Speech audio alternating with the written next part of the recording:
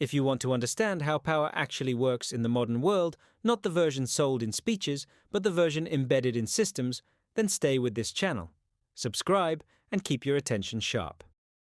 Because the biggest collapses don't begin with explosions, they begin with paperwork. Money didn't become a weapon overnight, it became one because a law made it possible, and because people stopped asking what that power might become in the wrong moment.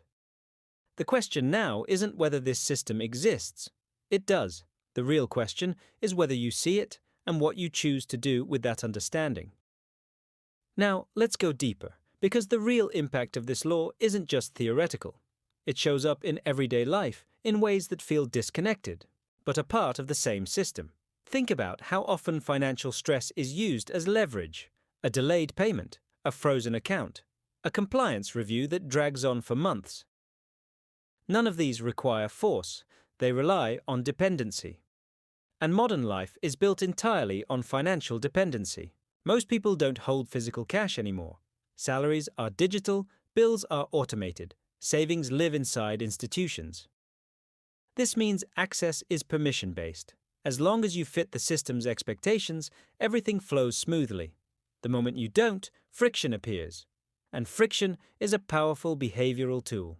People will change opinions, actions, and even beliefs just to restore financial normalcy. What makes this even more effective is uncertainty. When rules are vague, people self-police. They avoid risks they don't fully understand. They stop asking uncomfortable questions.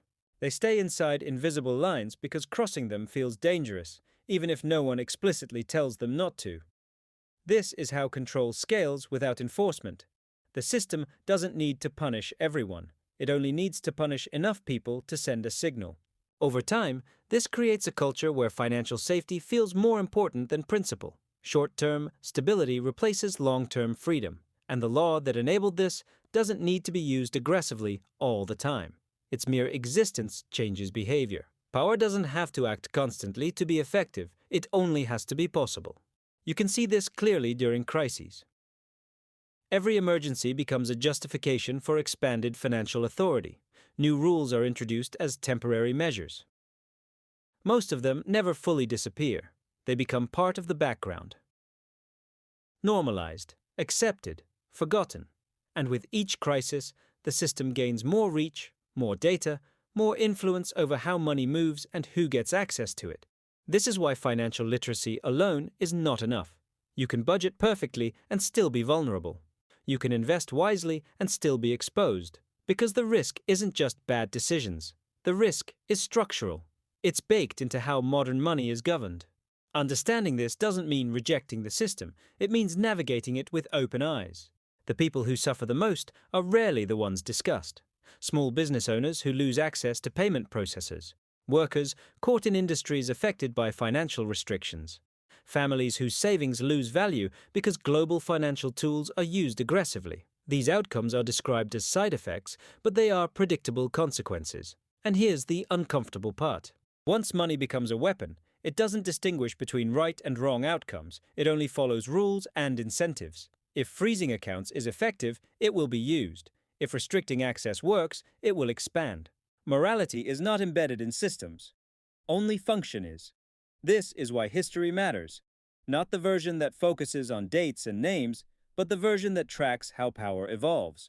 Physical force gives way to legal authority. Legal authority gives way to financial control. And financial control becomes the default language of power. Quiet. Efficient. Devastating.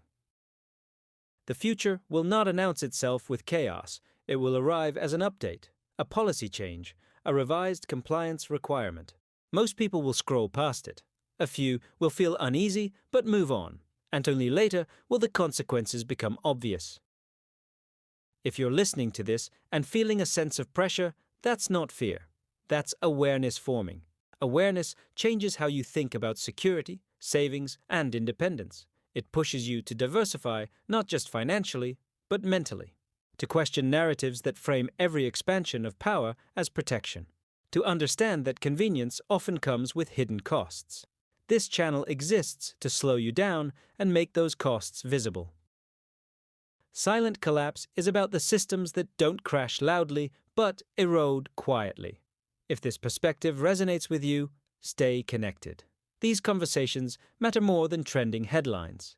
Because they shape how you prepare for a world where power doesn't shout, it adjusts parameters. The law that turned money into a weapon didn't need public approval to work. It only needed time, silence, and trust. And now that it's here, the most dangerous thing you can do is assume it will always be used wisely.